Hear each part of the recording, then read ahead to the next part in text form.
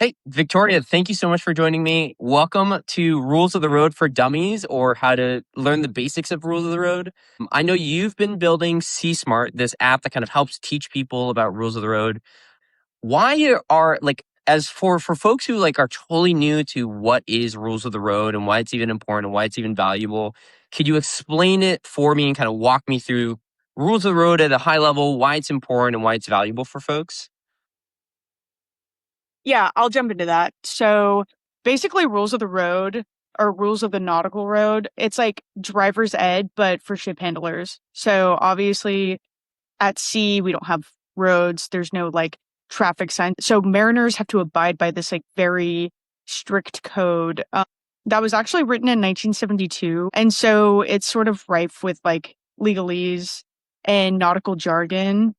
And this is just something that every single student, everyone who takes the helm of a ship, they have to know these rules cold so that they don't collide with other ships at sea.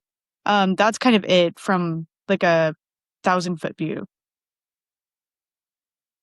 Awesome. And so why have you started caring about rules of the road? Like, what's some of your background? How did you get into all of this? Like, explain all of that for me, please. Yeah, so I spent around 8 years as a surface warfare officer in the Navy. So I was in charge of driving ships. I was standing watch on the bridge. And when I first started learning rules of the road, it was incredibly challenging. It's just not something that comes naturally to a lot of people. And when I first started learning, I was basically equipped with the book, that 1972 manual, and some old PowerPoints that were on the share drive. And you kind of get an introductory course at the beginning of your career, and you get a couple more refreshers along the way. But otherwise, for the most part, you're on your own. And the knowledge ecosystem on the ship is just other junior officers teaching you rules of the road. And it just wasn't a very efficient way to learn. I obviously learned them because I had to, but something that kept nagging at me throughout my career was, wow, there's got to be an easier way to study for the rules. There's got to be a more efficient way to learn these and then pass on that knowledge to the next generation of students. Wow, yeah, that makes perfect sense. So you were surface warfare officer for 8 years. Obviously you've been to sea many times. Like, what about rules of road came into play in your day to day job? Like, how did it affect the way that you kind of steered the ship or took command? Like, kind of walk me through the rules of the road application to your day to day life as somebody who's at sea. Right. So when you're at sea, you encounter a wide variety of vessels. So there's sailing vessels, container ships, cargo ships, sometimes other warships. And basically, when you're standing watch on the bridge, you were making all these, you're evaluating every single, what we call contact. So every single ship that you come across, you're sort of evaluating their course and speed versus your course and speed, and then deciding what you're going to do and how you're going to maneuver. And every maneuver has to be in accordance with the rules of the road. So when you're making reports to the captain, you sort of have to know the rules cold so that you can explain to the captain um, basically what is happening, what the situation is, and how you're going to deal with it. And you're also justifying why it's correct and why it's legal. And he just has to be comfortable with the decisions that you're making as a bridge watch stander. So I think the application is the most important part. Um, People often say that ship handling is an art and a science, but we try to stay as close to a strict interpretation of the rules as possible. But there is some, I would say, ambiguity that's built in. Not every single situation that you encounter at sea is going to be cut and dried. Yeah, I think that's really fair. So if I heard it right, basically you're at sea, you're driving the ship, and you're responsible to the captain for the safe maneuvering of this ship. And so it's your goal to kind of like drive safely, and you use rules of the road as like one of the key way that you kind of know how to maneuver the vessel to maintain a safe distance, to avoid collisions. And then you're responsible for telling the captain why you made all of these decisions in accordance with the rules of the road. So it basically governs how you're actually driving the ship from a day-to-day perspective, um, to even like your individual, directions that you're going as a ship, and how you are like avoiding specific scenarios and avoiding collision and preventing any sort of like issues at all. Is that like a pretty fair description? Yeah, I mean, if we didn't have rules of the road, we'd all be literally lost at sea. Um, I think one of the most important parts of the rules of the road, are the lighting configurations of vessels. And basically, the way that lights are configured on vessels, the way that they're required to be configured, kind of tells ship handlers exactly where to go and what to do. So every ship has what we call an aspect. So based on their lighting configuration, in the dark, and then also just like their aspect during the day. So how they look, what we call target angle. That basically tells the person driving the other ship sort of how to act or what to do. Um, and so I guess I don't really know how else to explain this because we don't have an equivalent on like the highway. You're not going to find yourself in like a head-on situation or a crossing situation.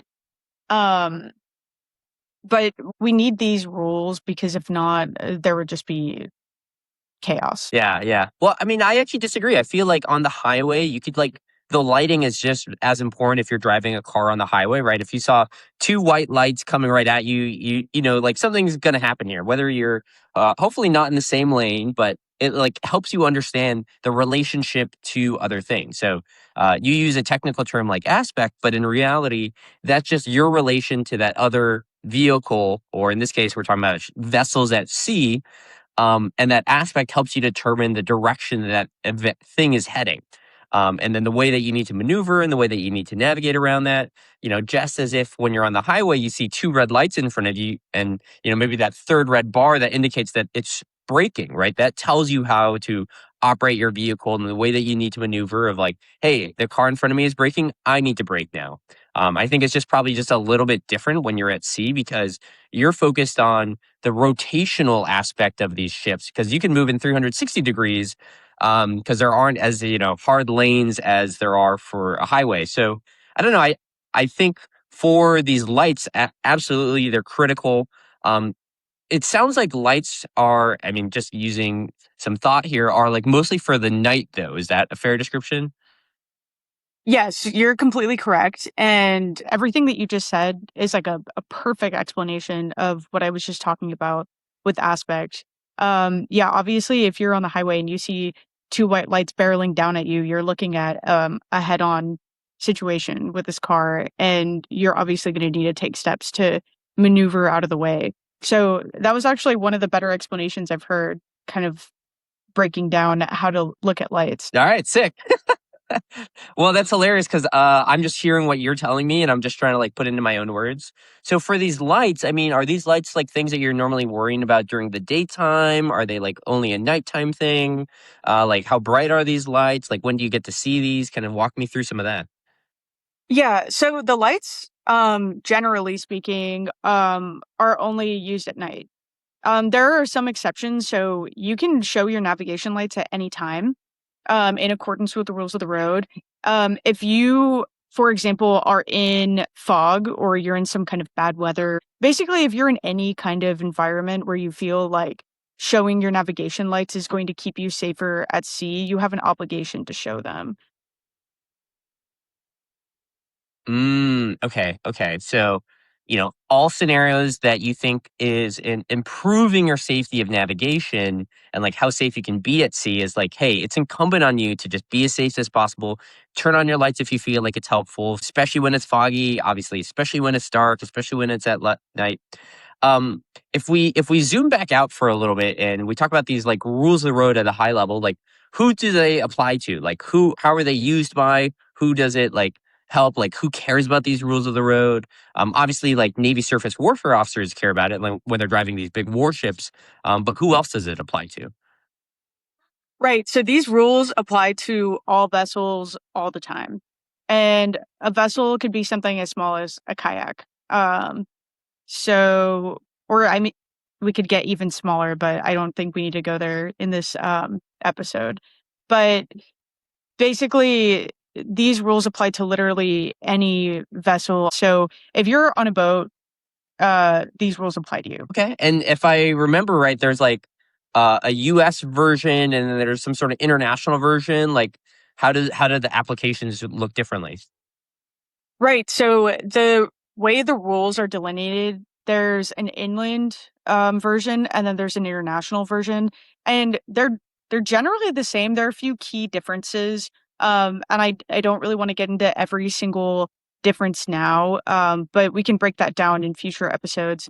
But basically, if you're in inland waters, the coal regs delineates where inland waters like start and end and where international Mm. start and end. And so they're called lines of demarcation. So if you're a mariner at sea, once you pass that line of demarcation, it's really important to know whether inland rules apply or international rules apply, because the way that you conduct yourself as a ship changes slightly. Sometimes it changes a little more dramatically, but we'll get into that later. Awesome. Yeah. So, okay, if I heard it right, what are the rules of the road example of like who does it even apply to? So, if they're like really thoughtful with the rules, how they apply to, when they're applicable and not. And it sounds like they apply to all like vessels at sea. So, I mean, it seems like the rules of the road are critical. Everybody needs to know them. They're exceptionally applicable and they like drastically govern how ships operate. And so like when I all the times I've been in a kayak, I've never had to worry about rules of the road. Like, how would this come into play when it comes to either a kayaker, driving with their paddles versus like a warship? Like, what? Talk me through that scenario of like, I'm in a kayak, you're in a warship. How do we like avoid collision? Like, talk me through what would happen in that scenario. Yeah, so a couple things come to mind. Even though the rules apply to all vessels all the time, you have to assume when you're at the helm of a warship that not every other vessel on the seas, like you have to assume that they're not following the rules, um, you know, to a T. Some of them might be, but a lot of the times there are recreational boaters who are kind of asleep at the wheel. They might be literally asleep at the wheel. Like somebody might not even be above deck. So you have to treat every scenario with extreme caution. And when it comes to the specific scenario that you just mentioned with the kayak, basically there's a hierarchy of vessels that governs who stays out of the way, who is required to keep out of the way of another vessel, which we'll get into in another episode. Awesome. Well, I appreciate you walking me through the basic of rules of the road. This has been super eye opening for me. It's like even though I was a naval officer, I never really went to ship driving school, so I didn't have to know this as cold as you did. So this has been really exciting. Thanks for walking us through, Victoria. And yeah, hopefully we'll do another one of these soon. Yeah, totally. Thanks, Nick.